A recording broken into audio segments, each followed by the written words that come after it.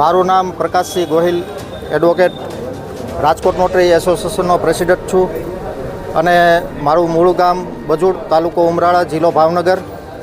વર્ષોથી રાજકોટમાં વકીલાતનો વ્યવસાય કરું છું.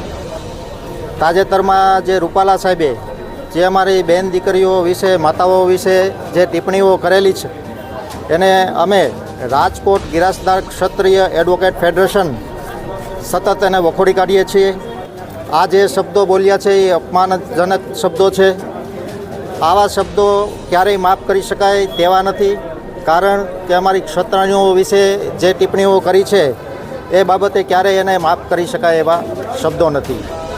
આ બાબતે અમારી લડત અને ગુજરાતમાં દરેક સમાજ અમારા સાથે છે એવું પણ અમને ફોન આવે છે. સાથે સાથે આ બાબતે સુપ્રીમ કોર્ટ સુધી જો લડવાનું થશે તો રાજકોટ ક્ષત્રિય ફેડરેશનના એડવોકેટ બધો મફતમાં કેસ લડી અને સમાજની તરફેણમાં ઊભો રહેશે એની પણ અમે ખાતરી આપીએ છીએ. પાટીલ સાહેબને પણ નમ્ર નિવેદન છે કે આ રૂપાલા સાહેબની જે ટિકિટ છે એ માન સન્માન સહિત એમનું માન જળવાઈ રહે, ભાજપની ગરિમા જળવાઈ રહે, ટિકિટ પાછી ખેંચે એવી ખાસ વિનંતી છે.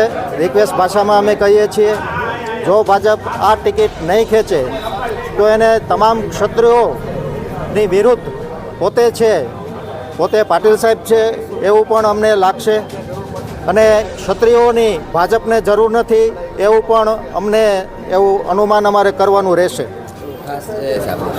કાયદાકીય લડત તો અમે લેશું જ, કારણ કે એવો કોઈ મુદ્દો નથી કે એક વ્યક્તિને સાચવવા માટે અનેક વ્યક્તિને ગુમાવવા પડે.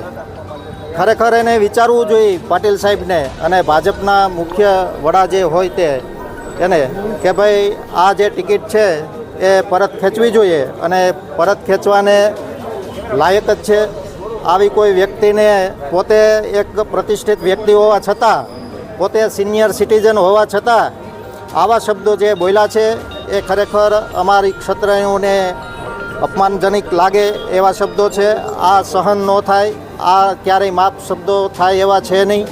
એટલે અમે સતત લડાઈ આપી રહ્યા છીએ અને ગુજરાતમાં નહીં પણ સમગ્ર ભારતની અંદર પણ જો આ લડત લડવાની થશે તો અમે પાછી પાની નહીં કરીએ અને છેક સુધી અમે લડાઈ કરીશું.